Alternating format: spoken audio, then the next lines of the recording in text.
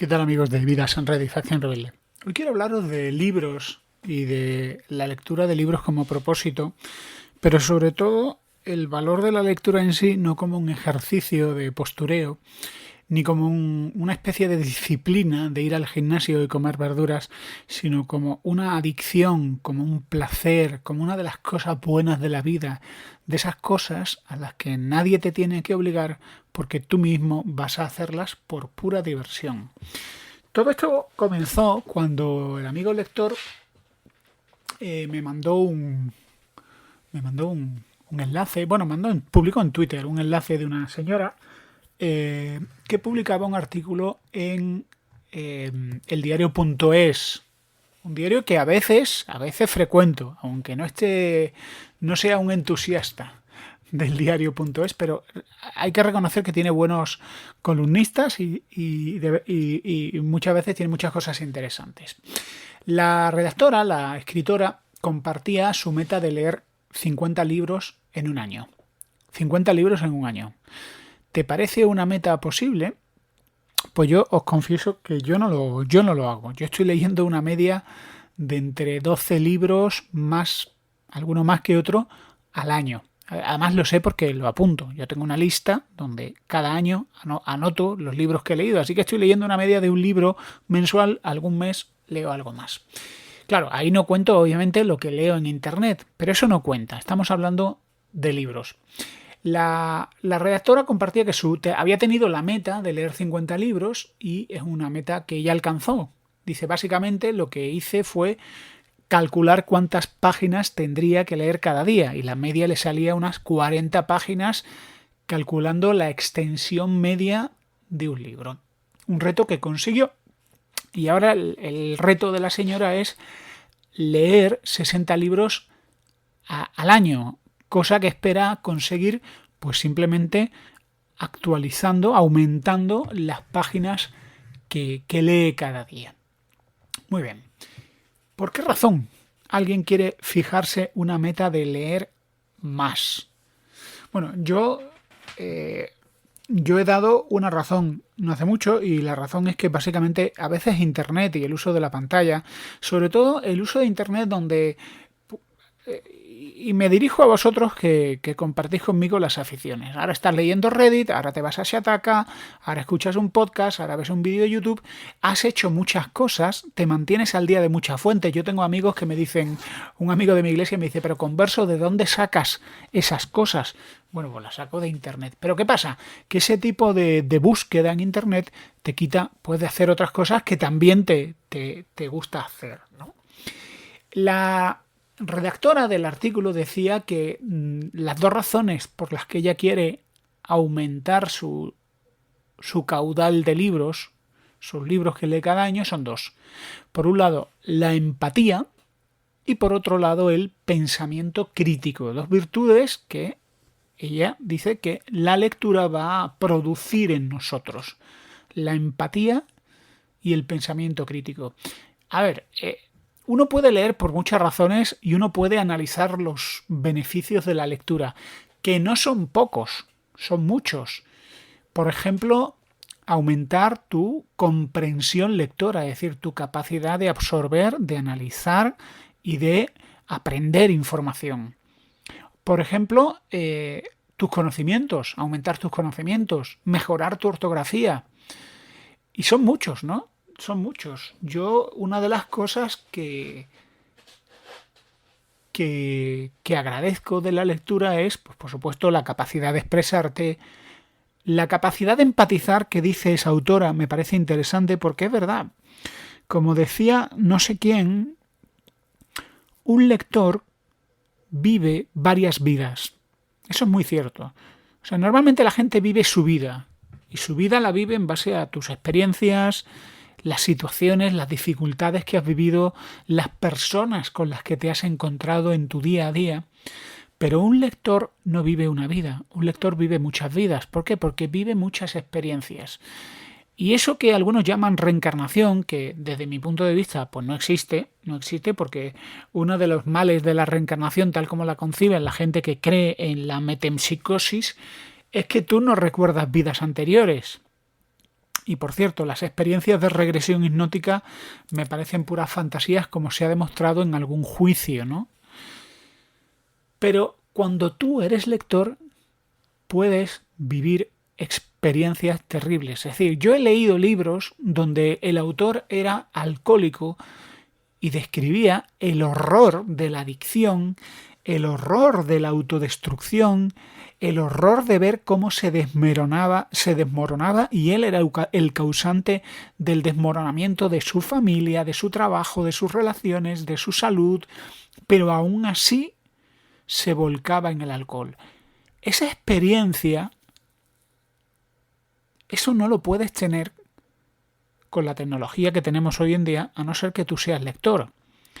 En el ciclo de Budayen, que es una trilogía de novelas que os hablé, el ciclo de Budayen, existía una tecnología, antes de que saliera la película Matrix, donde tú podías insertarte en tu sistema nervioso y en tu cerebro personalidades, conocimientos y experiencias. Con lo cual tú podías ser Elvis Presley o tú podías ser Bruce Lee. Hoy en día eso no existe.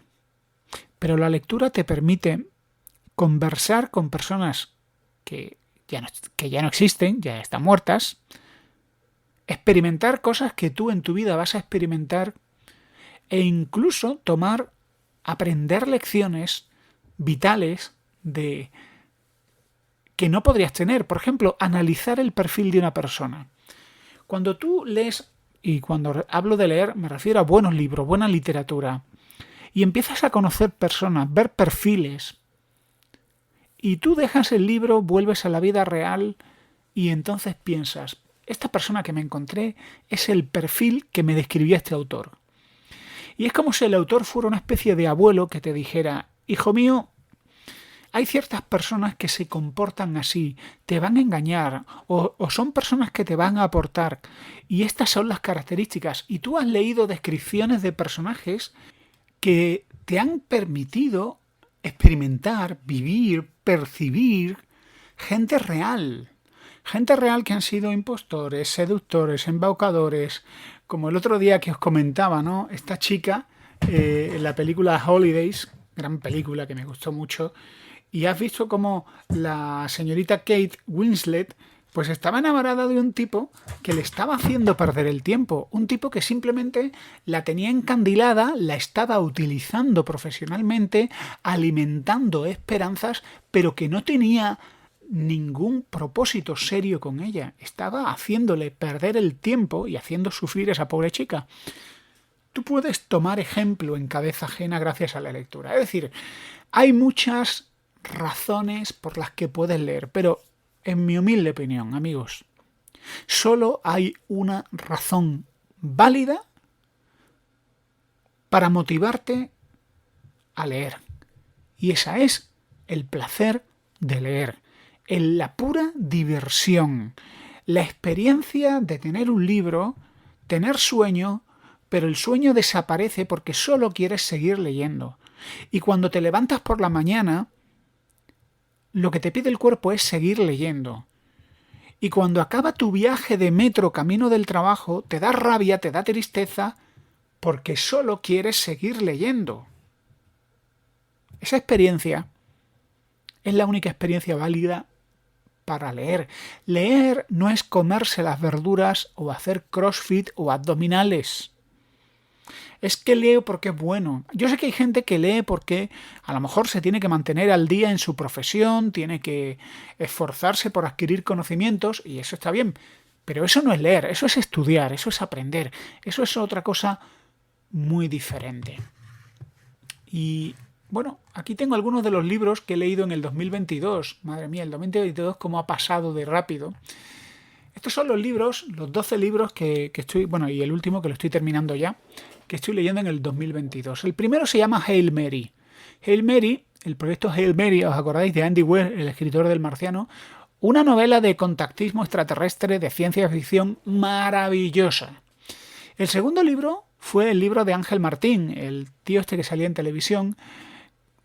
El libro se titula Por si las voces vuelven. Por cierto, os voy a poner en las notas del podcast la lista de libros por si os interesa leer alguno, así que ahí lo tendréis.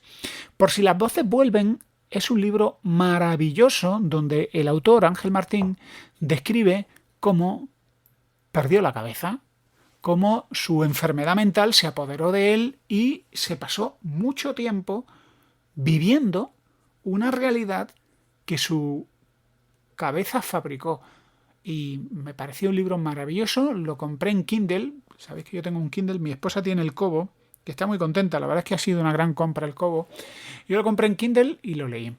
El tercer libro es El Mesías de Dune, que ya sabéis, sigue con la saga de Dune y me gusta muchísimo. El cuarto libro es un ensayo, se titula Los atributos de Dios, del teólogo, del estudioso de la Biblia Arthur Pink. Los atributos de Dios es un ensayo de lo que en teología llamamos teología propia, es decir, esa rama de la teología que analiza las características, los atributos de Dios. Un libro maravilloso que he leído 1000 veces.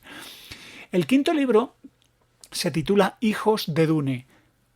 Otra continuación de la saga de Dune, la maravillosa saga de Dune, que por cierto la estoy escuchando en audiolibro. El sexto libro es un maravilloso libro, se titula El refugio secreto, de Corrie ten Boom. El refugio secreto cuenta la experiencia real, es una biografía de una señora holandesa, una jovencita holandesa, de una familia protestante que vivía en Holanda. Ella cuenta cómo fue la ocupación de la Alemania nazi y cómo ella, por esconder judíos en su casa, toda su familia albergaba judíos, pues los nazis terminaron deportándola a un campo de concentración, a su hermana y a ella, y las experiencias. Pero lejos de ser un libro terrible, que cuenta experiencias muy duras, es un libro de fe, de una profunda fe, de una fe real. Yo sé que muchos de vosotros quizás estéis desengañados con el tema religioso, el tema de la fe o el cristianismo, porque habéis visto a gente hipócrita, a gente falsa, a gente que ha abusado.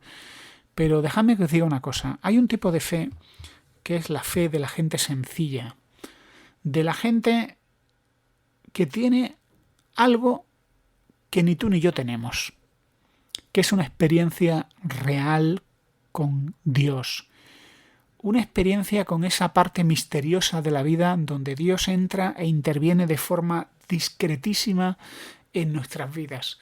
Y Corrie ten Boom es ese tipo de persona. Y su libro El refugio secreto lo leí de jovencito y lo volví a leer con auténtico placer. Ahora otro ensayo, libro número 7, ¿qué estabas esperando? Un libro que trata sobre el matrimonio. El matrimonio de una perspectiva a la luz de la filosofía de Jesús de Nazaret, digámoslo así. Un libro que me ha encantado, que me ha ayudado mucho y he dado charlas sobre ese libro, por cierto. Pasamos a la ciencia ficción, libro número 8, Crystal Express, del fantástico autor de Cyberpunk, Bruce Sterling. El libro número 9 es una novelita que leí la reseña en Zenda Libros. Resulta que la novelita la había leído mi esposa y se titula La dependienta, de la autora Sayaka Murata.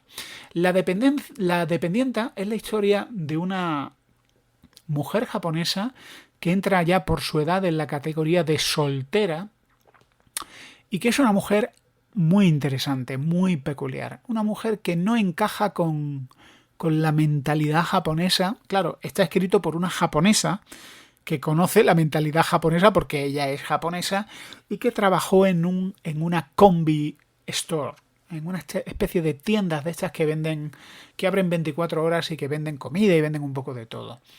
Una novelita que se lee rápido, maravillosa. El libro número 10 es un gigantesco ensayo. Para mí, uno de mis autores favoritos, el obispo Riley. El obispo Riley es uno de los grandes teólogos del siglo XIX. Es uno de los grandes pensadores del mundo protestante. Es un obispo anglicano de la parte reformada de la Iglesia de Inglaterra que escribió una colección de sermones que se titula Santidad. Un libro profundo, un libro que te permite entrar en esa parte de la vida cristiana y sobre todo en el carácter del Dios revelado en la Biblia. Santidad, del obispo Riley. El libro número 11 es una de las nuevas novelas de Stephen King, Billy Summers. Una novela maravillosa. El protagonista es una buena persona. Es una buena persona, es un buen tío. Y es un asesino a sueldo. Y ahora tú te preguntarás, pero a ver, ¿cómo se come eso? Bueno, pues es un asesino a sueldo que solo mata a malas personas. Él no mata a buenas personas, él mata a gente que se lo merece, digámoslo así. ¿Y eso cómo se come? Bueno, pues eso da lugar a una historia maravillosa, a un thriller precioso. Y mirad, Stephen King tiene muchas cosas buenas y es que es una persona que sabe describir personajes. Sabe describirte personajes de los que te caigan bien, de los que cierras el libro y te da pena como te da pena cuando se te muere un amigo. Porque dices, tú seguiría leyendo Billy Summer 2, Billy Summer 3, Billy Summer 4, porque es que este autor me cae bien, es que quiero que le vaya bien, es que quiero más aventuras de él. Bueno, el libro que estoy leyendo ahora es otro libro, un libro biográfico de dos personas que vivieron durante 20 años en una organización religiosa y que cuentan sus experiencias en esa organización religiosa. Y, por cierto, os cuento ese libro. Estaba buscando ese libro y sabía que estaba en Amazon. Y en Amazon el libro costaba 8 euros, 7,99 si no me equivoco. O podías leerlo en Kindle Unlimited, esa especie de tarifa plana de libros. Resulta que Amazon tiene una oferta, por lo menos para nuevos lectores, que por 0,99 euros, es decir, por 1 euro, te daban 3 meses de Kindle Unlimited. Así que bueno, como quería leer ese libro, dije, bueno, pues pago 1 euro, me leo ese libro. Si hay algo que me interesa, pues me lo leo, pero si no, pues leo ese libro que sí me interesa por 1 euro. Así que lo hizo. A ver, puede ser interesante si luego encuentro más libros que me llamen la atención. Aunque lo cierto es que Kindle Unlimited, pues no es gran cosa, no es la gran cosa. Y mientras estoy terminando este libro, que voy por el 80%, como ahora estoy de baja, pues puedo leer a ratitos y también puedo oír el libro, pues un amigo de Vidas en Red me ha mandado un correo. Este amigo es un amigo de Uruguay y se llama Diego. No voy a decir el apellido porque no tengo su permiso, pero él me escucha desde Uruguay. Él trabaja haciendo muchos kilómetros por caminos solitarios, me lo imagino, y en esos idílicos caminos solitarios, esas carreteras kilométricas de tierra, pues Diego escucha Vidas en Red. Así que le mando un cariñoso y un afectuoso saludo. Diego, gracias. Y Diego me manda un fragmento de una novela de un autor que se llama Mario Lebrero. Mario Lebrero son relatos de su vida, de escribir y su relación con la pantalla y su adicción por los ordenadores. Os voy a dejar el audio que me manda el amigo Diego y luego os voy a leer un fragmento de esa novela. Hola Converso, amigo, ¿cómo estás? ¿Todo bien? Espero que te hayas recuperado. Te he estado escuchando y siguiendo estos días. La verdad que todos tus audios son muy buenos. Escucho a diario acá en Uruguay, recorriendo por mi actividad de trabajo, recorriendo carreteras, rutas, caminos de tierra. Recorro por muchos lugares y voy escuchando siempre Vidas en Red, escuchando programas anteriores que están muy buenos, muy interesante todo lo que es la parte de pérdida de peso, tratando también de bajar algún kilo Pero muy bueno. Ahí te dejo un fragmento de la novela y después lo encontré en internet. Está colgado el libro de Mario Lebrero. Es un tipo que era un escritor genial, uruguayo, que se dedicaba también a estar escribiendo en la computadora en aquellos años, cuando recién la informática era, era algo, ¿cómo te voy a explicar? Incipiente acá. Uno de los primeros internautas que hubo y escribía y estaba siempre en internet, buscando, investigando, programando. Es interesante fragmento. Por supuesto, como todo escritor tiene sus cosas raras también, ¿no? Como la vida que él llevaba, en tipo solitario, pero también fue muy querido acá en Uruguay. Y ese libro lo encontré un día, hace ya un par de años, y lo estuve leyendo y me interesó mucho la parte de la vida que llevaba el tipo, ¿no? Escribiendo en una computadora, capaz que con unos disquetes, con el Windows viejo ese. Y digo, mirá, con Verso le puede interesar la vida de Mario Lebrero. Te mando un abrazo, feliz año desde acá de Uruguay, siempre escuchándote. Vamos arriba a seguir recuperándose con Verso. No debería estar levantado a estas horas, pero la verdad es que tuve una recaída en la computadora, en horario no restringido. Me siento un tanto culpable, aunque sé que eso no sirve de nada. Cuando cometo una falta me parece que todo se desmorona y no es necesariamente así. La computadora no es exactamente heroína ni cocaína. Estuve leyendo Junkie de Burroughs. Sí, estoy en una seguidilla de autores homosexuales. A Burroughs no se le nota, aunque lo declare expresamente. En cambio a Capote, sí, por más que lo disimule. El libro de Burroughs es uno de los mejores alegatos en contra de la droga, precisamente porque no es un alegato, sino un relato sumamente frío y objetivo. Tanto esas drogas como la computadora, cuando uno es adicto, tienen el poder de robarle a uno el tiempo de vida. Se vive para la droga y no hay mucho espacio para otra cosa. Burroughs deja bien sentado que la droga no produce placer.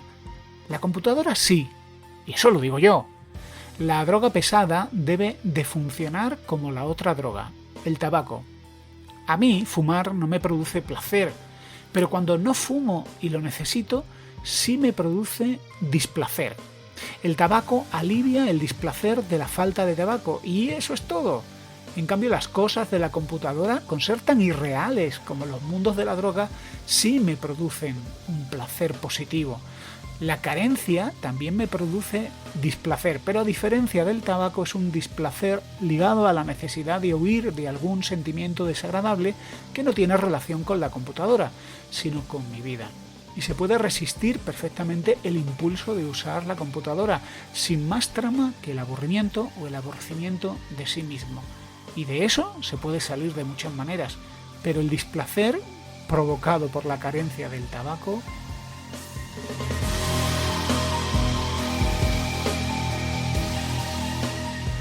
Pues muchas gracias, Diego, y perdona que me tome el atrevimiento para citar tu audio. Lo comento aquí porque creo que acabo de encontrar una especie de esos escritores desconocidos que por lo menos yo, que soy un gran ignorante de la literatura, desconocía. He estado leyendo algunas reseñas de libros de Mario Lebrero, que nació en Montevideo en 1940 y tristemente falleció en el 2004. Tiene un gran club de fans. Un hombre que para él los genios eran Santa Teresa, Kafka, Joyce y Faulkner, y que casi todas sus lecturas estaban formadas por novelas policíacas de ínfima calidad a las que era un adicto, así como fue un adicto a la computadora, a la observación de palomas, de hormigas y de cualquier otra forma mínima de vida. Por lo visto su obra cumbre, que es la que tengo, y ya la tengo en el Kindle, se titula La novela luminosa. Novela póstuma porque si él falleció en el 2004 se publicó en el 2005. Él habla de un mundo interior lleno de sueños, de experiencias. Él es un gran fan de Philip K. Dick, me pareció muy interesante, de Rosa Chazelle y cuanto más leo de él, más ganas me dan de terminar el libro que estoy leyendo para lanzarme a la lectura de este libro. A mí me pasa con los libros como con Netflix. Intento huir de las tendencias principales, que los pijos de ahora dirían mainstreams, de las tendencias principales, y buscar lo más alternativo, lo más raro, lo más íntimo, el lector de culto, pero de culto entre una pequeña comunidad. No un lector de culto mayoritario, que los hay, soy fan de Stephen King, pero ¿y esos autores? Y me parece a mí que, Diego, he encontrado aquí un filón gracias a tu audio. Así que muchísimas gracias de verdad. Y bueno, ya os contaré, quizás sea el libro número 13 de este año. Pues amigo, muchísimas gracias por escucharme, gracias por compartirme, gracias por acompañarme en vuestros viajes, y si queréis colaborar, pues ahí tenéis un montón de enlaces de patrocinio, enlaces patrocinados en las notas del podcast. Espero que no sea el último podcast del año, espero que haya alguno más. Un saludo de Converso, aquí recuperándose de su desgarro retinal, del que voy mejorando poco a poco. Un saludo y hasta pronto. Vidas en Red es un universo de literatura, tecnología, ciencia ficción y pensamiento crítico. La realidad es lo que no te cuentan los medios y tus opiniones son lo que otros han decidido que opines. Prepárate para cuestionar todo lo que sabes.